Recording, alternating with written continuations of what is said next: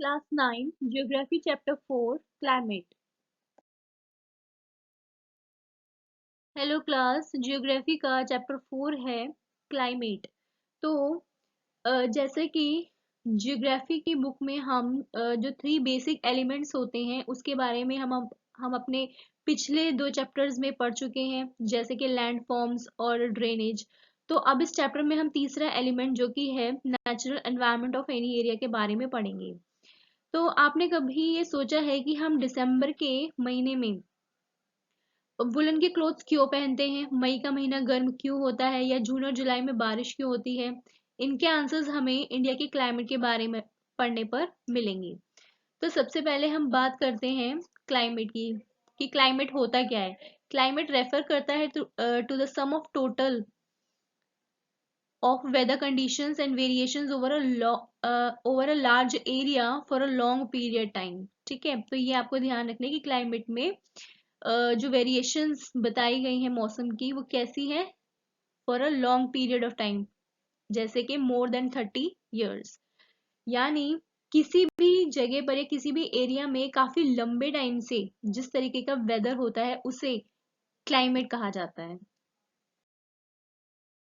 Second term आती है weather. Weather किसे कहते हैं?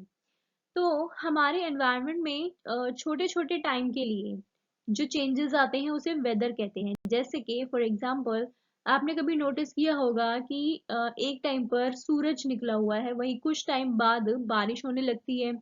तो इन्हीं चेंजेस को, इन्हीं बदलावों को वेदर या फिर मौसम कहते हैं। ठीक है, इसके बाद जो वेदर है उसके elements, the elements of weather and climate are same. इनके जो एलिमेंट्स होते हैं वेदर और क्लाइमेट की वो सेम होते हैं, जैसे कि temperature, atmospheric pressure, wind, humidity and precipitation. इसके बाद बात करते हैं मंथली एटमॉस्फेरिक कंडीशन के बेसिस पर पूरे साल को सीजन में डिवाइड कर दिया जाता है, जैसे कि winter season, summer season, rainy season. ठीक है, साथ ही वर्ल्ड को कई क्लाइमेटिक रीजन्स में डिवाइड कर दिया गया है। The climate of India is described as the monsoon type. हमारे इंडिया का जो क्लाइमेट है वो मॉनसून टाइप ऑफ क्लाइमेट है, यानी कि मौसमी है। अब जैसे कि हमने पढ़ा कि क्लाइमेट लंबे टाइम के एटमॉस्फेयर को दर्शाता है, लेकिन इंडिया में हमें डिफरेंट सीजन्स देखने को मिलते हैं, जैसे गर्मी भी होती है, सर्दी भी और बारिश भी होती है।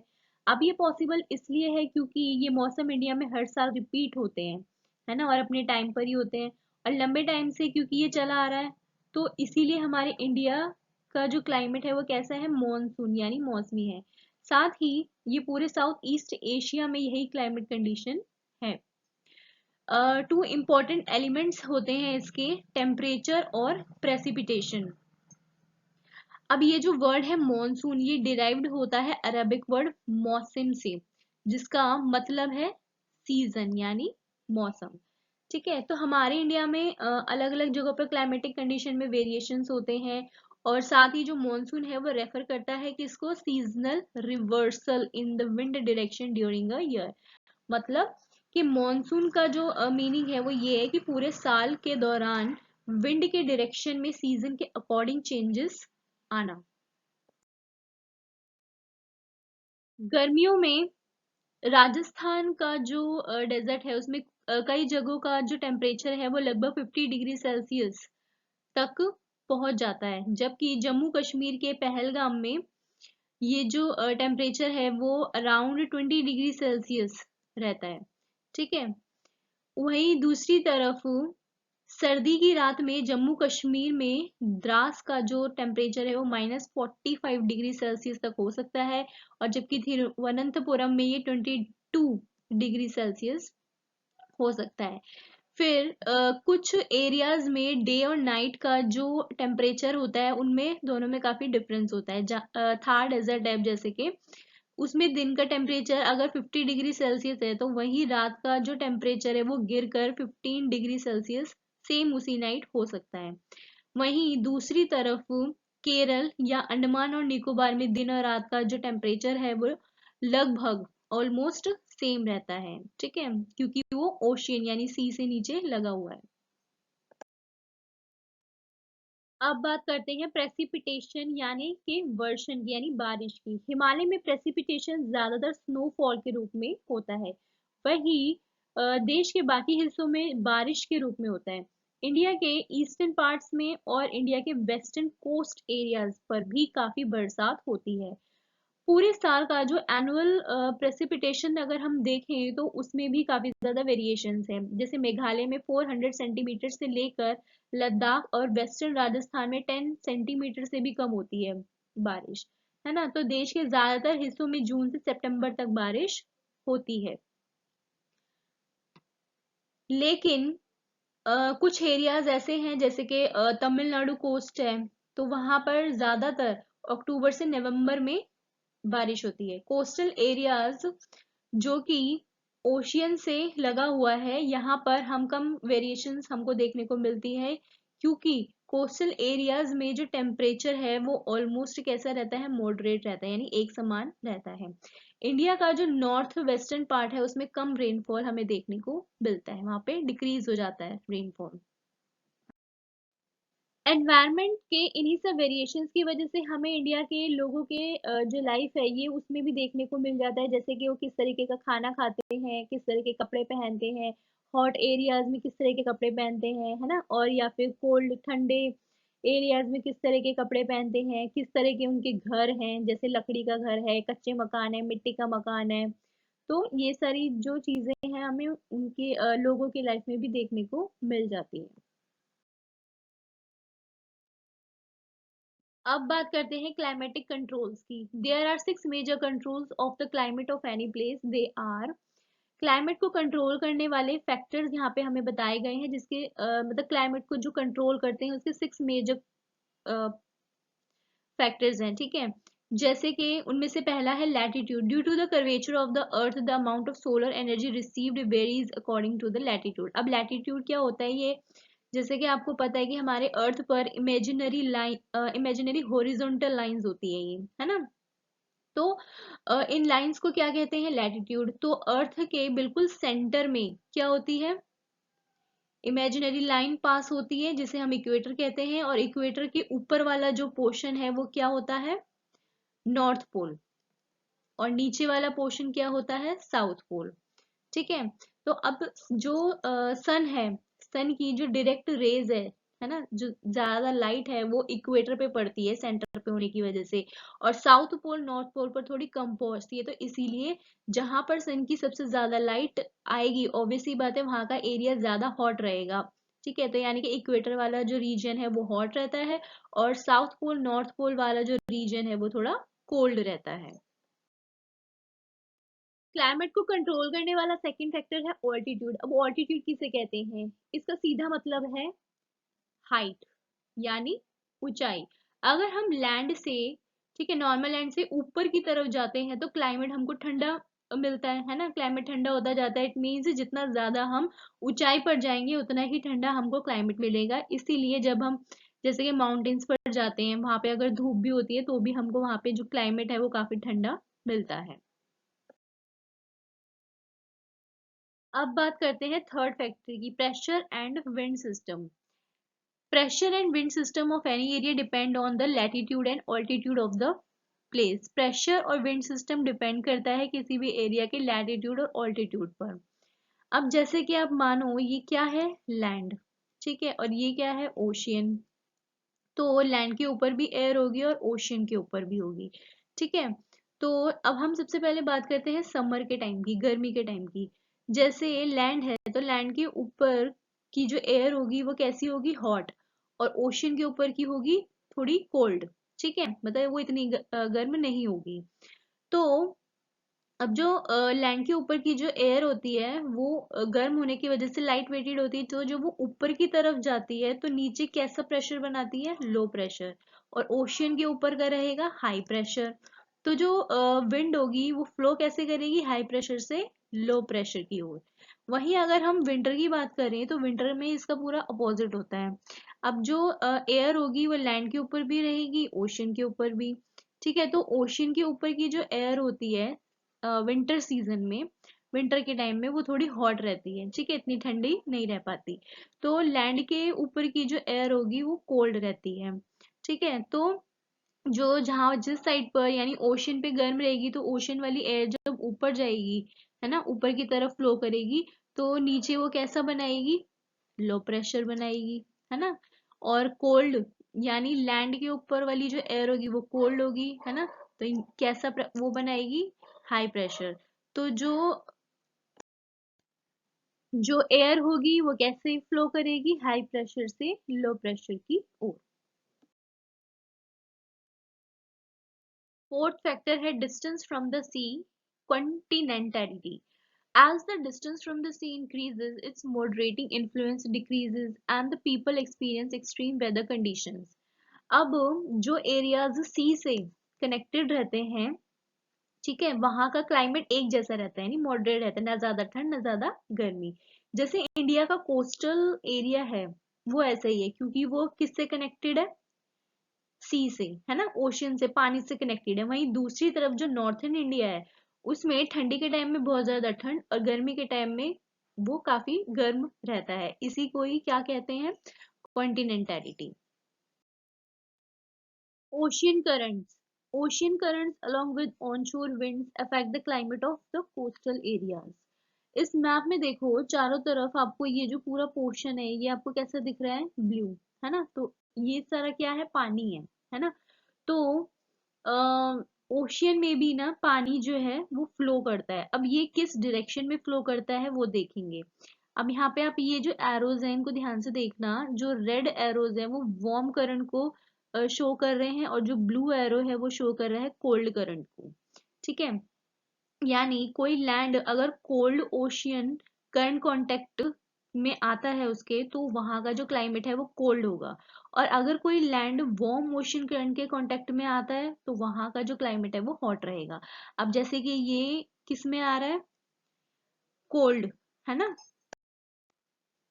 कोल्ड ओशियन करंट के कांटेक्ट में आ रहा है, तो ये जो पेरू है ये कैसा रहेगा, ठंडा रहेगा यहाँ का एरिया। और कैलिफोर्निया हो गया, है ना, ये, है ना, ये सारे क्या है, ये सारे कोल्ड एरियाज हैं, क्योंकि ये जो लैंड है वो कोल्ड ओशियन करंट के कांटेक्ट में आ रहे हैं। वहीं दूसरी तरफ अब जैसे कि ब्राजील है, ये किसके कांटेक्ट में आ रहा है, लैंड वार्म ओशियन करंट के।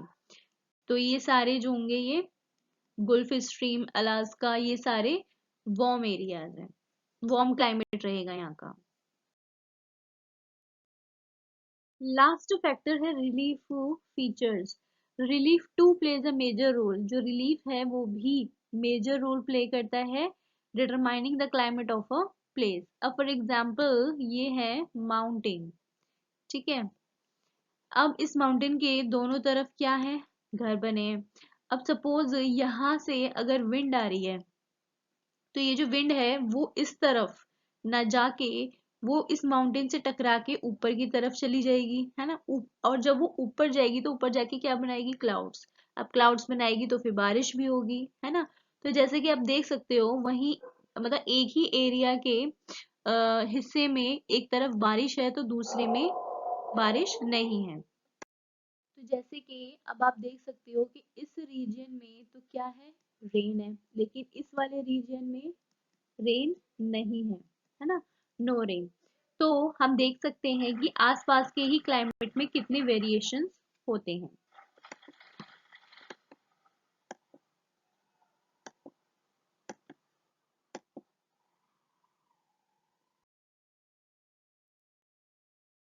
Factors affecting India's climate, India की क्लाइमेट को अफेक्ट करने वाले फैक्टर्स के बारे में यहाँ पे बात करते हैं। सबसे पहला है लैटिट्यूड। जो ट्रॉपिक ऑफ कैंसर होती है वो पास करती है हमारी कंट्री के मिडिल से, कहाँ से कहाँ तक, यानी यहाँ से रन ऑफ कच्छ जो कि वेस्ट में है, यहाँ से ईस्ट में मिजोरम तक, ठीक है। अब आप इस वर्ल्ड मैप में देखो कि जो ये होती है सेंटर वाली, ठीक है, इसे क्या कहते हैं, इक्वेटर। इक्वेटर के ऊपर क्या होता है, नॉर्थ पोल, और नीचे की तरफ होता है साउथ पोल, ठीक है, ये तो आपको पता ही है। तो इक्वेटर, ये जो इक्वेटर के ऊपर है, ठीक है, नॉर्थ पोल की साइड में ये है ट्रॉपिक ऑफ कैंसर और नीचे होती है ट्रॉपिक ऑफ कैप्रिकॉर्न। तो इक्वेटर से, तो मतलब tropic of Cancer tropic of Capricorn के बीच का जो पूरा हिस्सा है वो क्या होता है, ट्रॉपिकल रीजन होता है। ठीक है।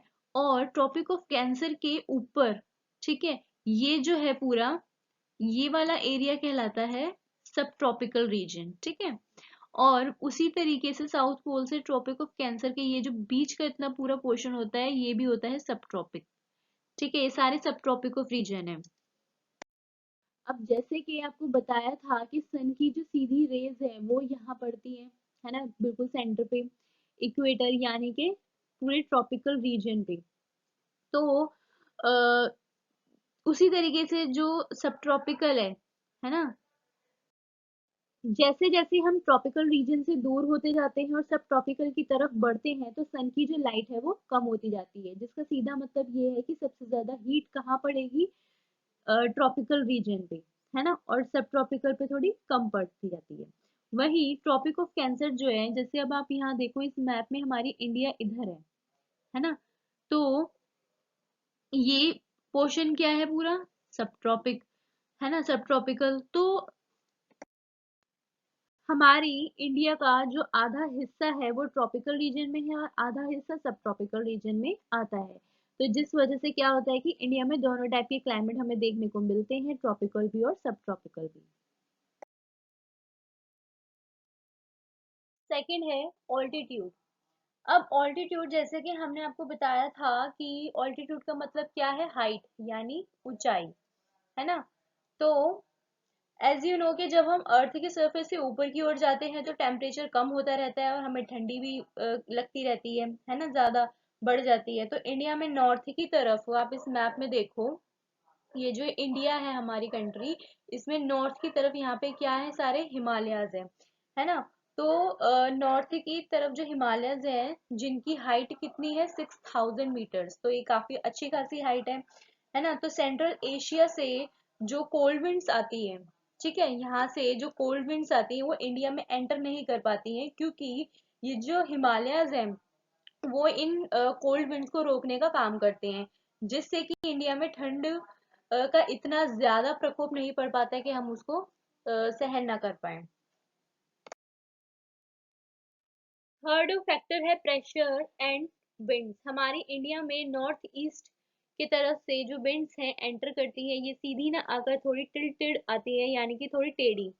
ऐसा इसलिए होता है क्योंकि हमारी जो अर्थ है वो कंटिन्यूसली रोटेट कर रही है, जिसके वजह से एक इसके मतलब एक फोर्स लगता है इसके लिए जिसे कोरियोलिस फोर्स कहते हैं।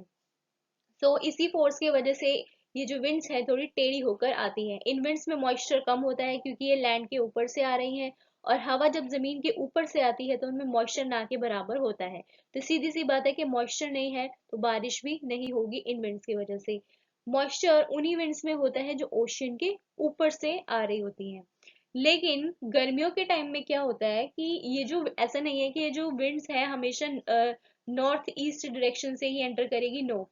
गर्मियों में क्या होता है, ये जो विंड्स हैं इस तरफ से आती हैं, ठीक है, इस तरफ से एंटर होती हैं क्योंकि समर में इंडिया की जो लैंड है वो काफी गर्म हो जाती है और गर्म होने की वजह से वो लो प्रेशर क्रिएट करती है। लेकिन लैंड के कंपैरिजन में जो ओशियन है वो कैसा रहता है, कोल्ड रहता है, ठंडा रहता है, क्योंकि ओशियन पर कैसा है, हाई प्रेशर रहता है। तो जैसा कि हमें पता है कि विंड किस तरफ फ्लो करती है, हाई प्रेशर से लो प्रेशर की तरफ। तो अब जैसे कि ये जो विंड्स हैं ओशियन से आ रही हैं तो इनमें मॉइस्चर होगा और मॉइस्चर होगा तो ये बारिश भी करेंगी, है ना। तो इन्हीं विंड्स को मॉनसून विंड्स कहते हैं जो बारिश करती हैं।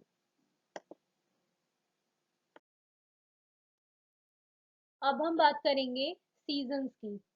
ठीक है, तो सीजन्स यानी कि जो ऋतुएं होती हैं। अब जो मॉनसून है वो कैसा है, type of monsoon type of climate is characterised by a distinct seasonal pattern. ठीक है। तो अब एक जो सीजन है वो दूसरे सीजन में, उस एक सीजन से दूसरे सीजन में जो वेदर है उसकी कंडीशन में हमें कई सारे वेरिएशंस देखने को मिलते हैं। ठीक है, खास करके जो इंडिया के जो इंटीरियर पार्ट्स हैं, ठीक है, मतलब जो आंतरिक हिस्से हैं, जो आंतरिक भाग है, उनमें हमें ये चेंजेस देखने को मिलते हैं। साथ ही जो कोस्टल एरियाज हैं, हमें वहां पर ज्यादा वेरिएशन देखने को नहीं मिलते, क्योंकि वहां का जो वेदर है वो कैसा रहता है, एक जैसा रहता है, मॉडरेट रहता है। ठीक है, सबसे पहले हम बात करते हैं कोल्ड वेदर सीजन यानी कि विंटर सीजन की। तो हमारे नॉर्थन इंडिया में जो विंटर है वो शुरू हो जाता है कब, मिड नवंबर से शुरू हो जाता है और कब तक रहता है, टिल फरवरी तक। ठीक है, टेम्परेचर साउथ से नॉर्थ की ओर बढ़ने पर क्या होता है, डिक्रीज होता है, घटता है। ठीक है, इंडिया के नॉर्थन पार्ट में दिसंबर और जनवरी सबसे ठंडे महीने होते हैं। ईस्टर्न कोस्ट पर चेन्नई का जो टेम्परेचर है 24 डिग्री से 25 डिग्री सेल्सियस तक रहता है। और नॉर्थन प्लेन में इसकी जो रेंजेस हैं वो 10 डिग्री सेल्सियस से 15 डिग्री सेल्सियस तक रहती है। ठीक है, जो दिन है वो गर्म और रात जो है वो ठंडी होती है। तो इस सीजन में नॉर्थ ईस्ट की जो ट्रेड विंड्स हैं वो कंट्री में फ्लो करती है, ये लैंड से सी की तरफ बहती है। इसलिए इंडिया के ज्यादातर हिस्सों में ड्राई सीजन रहता है, मतलब सूखा रहता है। ठीक है, इन्हीं विंड्स के कारण कुछ क्वांटिटी में बारिश तमिलनाडु कोस्ट पर होती है, क्योंकि वहां पर ये विंड्स सी से लैंड की ओर फ्लो करती है। नॉर्थन पार्ट में हाई प्रेशर रीजन डेवलप होता है, तो लाइट विंड्स इस एरिया से बाहर की तरफ बहती हैं और इसी से इन्फ्लुएंस होकर ये विंड्स नॉर्थ और नॉर्थ वेस्ट से गंगा वैली में बहती है। विंटर में नॉर्थन प्लेन्स के वेस्ट और नॉर्थ वेस्ट में साइक्लोनिक डिस्टरबेंस होते हैं। ठीक है, अब जैसे कि आप इस वर्ल्ड मैप में देखो, ये जो मेडिटेरियन सी है, यहाँ पर इनमें क्या होता है, साइक्लोन्स होते हैं।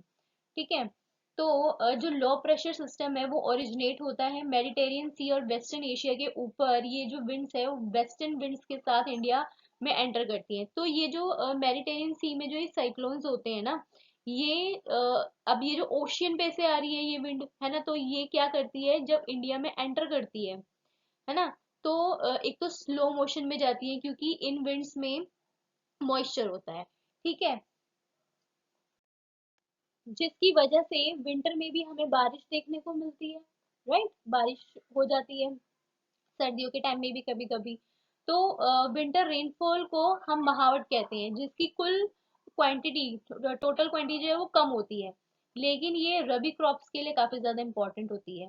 पेनिनसुलर रीजन्स में विंटर सीजन क्लियर नहीं होता है, क्योंकि ओशियंस विंड्स के वजह से विंटर सीजन में भी यहाँ का जो टेम्परेचर है वो मॉडरेट रहता है, ज्यादा इसमें चेंजेस हमें देखने को नहीं मिलते हैं।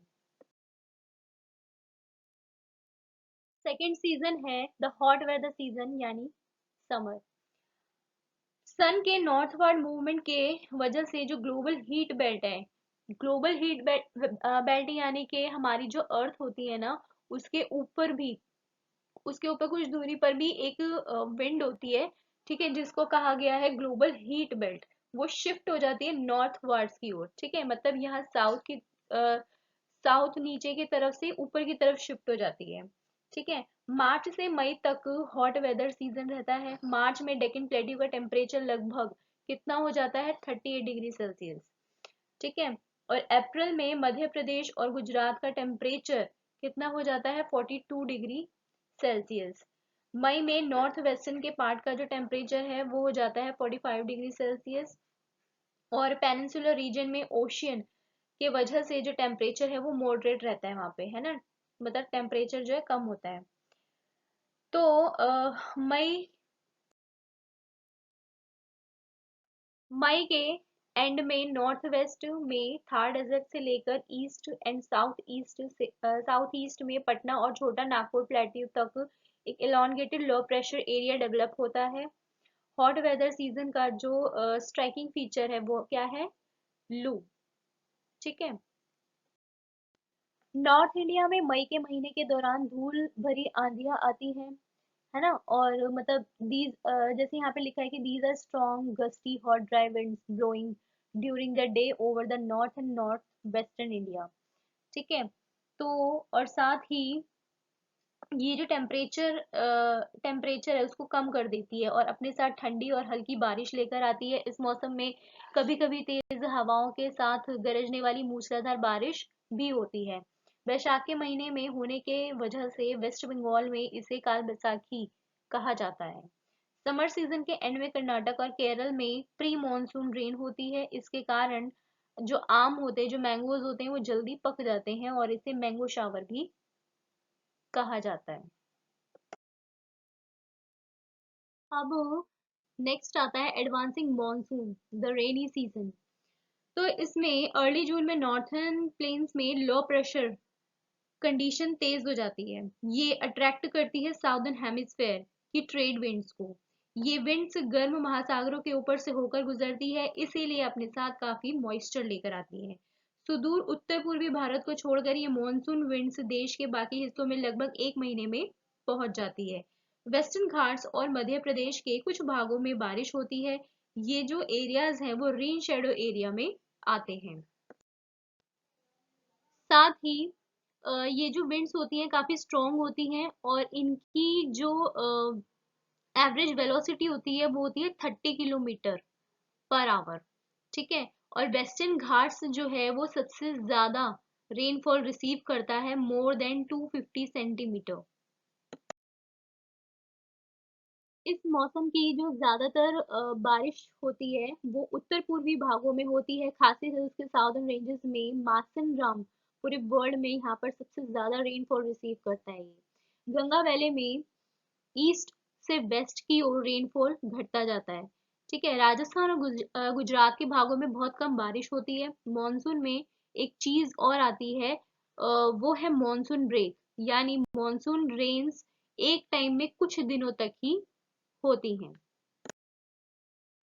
अब बात करते हैं रिट्रीटिंग पोस्ट मॉनसून की, यानी कि जो ट्रांजिशन सीजन होता है ना, जब सीजन में चेंजेस आने लग जाते हैं। तो अक्टूबर नवंबर के दौरान दक्षिण की तरफ सन की जो मूवमेंट होती है उसके वजह से लो प्रेशर वाला जो एरिया है ना उसकी मतलब वो एक तरीके से वो विड्रॉ कर देता है मॉनसून को। ठीक है। और जो महीना होता है अक्टूबर नवंबर का, ये फॉर्म करता है कि जो पीरियड है जो चल रहा है उसमें ट्रांजिशन, उसमें बदलाव फ्रॉम हॉट रेनी सीजन से ड्राई विंटर कंडीशन। ठीक है। इसके बाद डे का जो टेम्परेचर होता है वो हाई होता है और नाइट का कूल और प्लेजेंट होता है। ठीक है। मतलब मॉनसून की जब वापसी होती है तो उसकी वापसी होने से आसमान साफ हो जाता है और जो टेम्परेचर होता है वो भी बढ़ जाता है। मतलब दिन का टेम्परेचर हाई रहता है और रात में क्या हो जाती है, ठंडी होती है। साथ ही जो लैंड होता है वो कैसा रहता है, मॉइस्ट। इसको क्या कहा जाता है, अक्टूबर हीट कहा जाता है। अक्टूबर के सेकेंड हाफ में नॉर्थन इंडिया में जो टेम्परेचर है वो तेजी से गिरने लग जाता है। तो जैसे कि बच्चों आपको पता है कि जो ये ओशियंस होते हैं, रिवर्स होती हैं, इनमें साइक्लोन्स भी आते हैं, है ना। तो जैसे कि ये रिवर्स है गोदावरी, कृष्णा, कावेरी, है ना। तो इन रिवर्स में भी इन डेल्टाज में भी क्या आते हैं, साइक्लोन्स आते हैं, जिसकी वजह से काफी बड़े पैमाने पर जान माल की हानि होती है। कभी कभी ये जो साइक्लोन्स है वो उड़ीसा, पश्चिम बंगाल, ठीक है, और बांग्लादेश के जो कोस्टल एरियाज है उनमें भी पहुंच जाते हैं। कोरोमंडल कोस्ट पर भी ज्यादातर बारिश इन्हीं साइक्लोन्स की वजह से होती है। Distribution of rainfall, western Ghats और नॉर्थ ईस्टर्न इंडिया में लगभग 400 सेंटीमीटर पूरे साल एनुअली क्या होता है, रेनफॉल। लेकिन वेस्टर्न राजस्थान और इससे जुड़े हुए पार्ट्स जैसे कि गुजरात, हरियाणा और पंजाब के भागों में 60 सेंटीमीटर से भी कम बारिश होती है। ठीक है। डेक्कन प्लेट्यू और ईस्ट ऑफ सह्याद्रीज में भी क्या होता है कि जो बारिश होती है वो भी इक्वली लो होती है, मतलब कम होती है। जम्मू कश्मीर के जो लेह है उसमें भी प्रेसिपिटेशन की जो मात्रा है वो काफ़ी कम होती है। देश के बाकी हिस्सों में बारिश की जो क्वांटिटी है वो ऑलमोस्ट मीडियम रहती है। ठीक है, और जो स्नोफॉल है वो कहाँ तक, हिमालयन रीजन तक ही रिस्ट्रिक्टेड है। अब जैसे कि पूरे साल में है ना, एक साल से दूसरे साल में जो पूरी बारिश होती है, मतलब जो एनुअल रेनफॉल है, उसमें भी काफी हमें वेरिएशंस देखने को मिलते हैं। ठीक है, बारिश की जो विषमता है उसमें भी जो निम्न वर्षा वाले क्षेत्र होते हैं, जैसे कि राजस्थान, गुजरात के कुछ हिस्से, पश्चिमी घाट, यहाँ पर ये इन जगहों में ज्यादा पाई जाती है। और जहाँ पर ज्यादा बारिश होती है, जो ज्यादा बारिश वाले एरियाज है, वहां पे बाढ़ भी खूब आती है ना, वहां पे बाढ़ की दिक्कत रहती है। जबकि जहाँ पे थोड़ी कम बारिश होती है, वहां पे सूखा देखने को हमें मिलता है। अब बात करते हैं monsoon as a unifying bond. Himalayas जो हैं वो सब कॉन्टिनेंट को प्रोटेक्ट करते हैं कोल्ड विंड्स जो एंटर करती हैं उनसे, है ना। और लेकिन फिर नॉर्थन इंडिया में हाई टेम्परेचर फिर भी बना रहता है। इसी तरह पेनिनसुलर प्लेट्यू में तीनों तरफ से जो सी से वो इन्फ्लुएंस हो रखा है, घिरा हुआ है, तो उसके कारण ना ज्यादा गर्मी रहती है ना ज्यादा ठंडी रहती है। विंड्स की डायरेक्शन का सीजन के अकॉर्डिंग चेंज होना और उनसे रिलेटेड सीजन्स का जो पूरे एक चक्र होता है इसका, है ना, सीजन का, वो उसको डायरेक्शन देती है। ठीक है, रेनफॉल का जो अनइवन डिस्ट्रीब्यूशन होता है, जिससे सारे जो जीव होते हैं, जो सारी वनस्पतियां होती हैं, जो एग्रीकल्चर प्रोसेस होता है, ह्यूमन लाइफ होती है, उनके फेस्टिवल्स होते हैं, वो सभी इस मानसून एक्टिविटी की ओर घूम रहे हैं, है ना। जैसे कि हम कहते हैं ना कि अब तो ये मौसम आ गया, अब तो ये फेस्टिवल आने वाला है, अब तो ये सीजन आ गया, अब तो ये फेस्टिवल आने वाला है, इस तरीके से ये मॉनसून विंड्स हमें एग्रीकल्चर में तेजी लाने के लिए क्या देती है, वाटर देती है ना। और जो रिवर वैले है, इन वाटर को क्या करती है, कैरी करती है, इसलिए उन्हें सिंगर रिवर वैली यूनिट का नाम दिया जाता है। Do like, share and subscribe and keep watching. Thank you.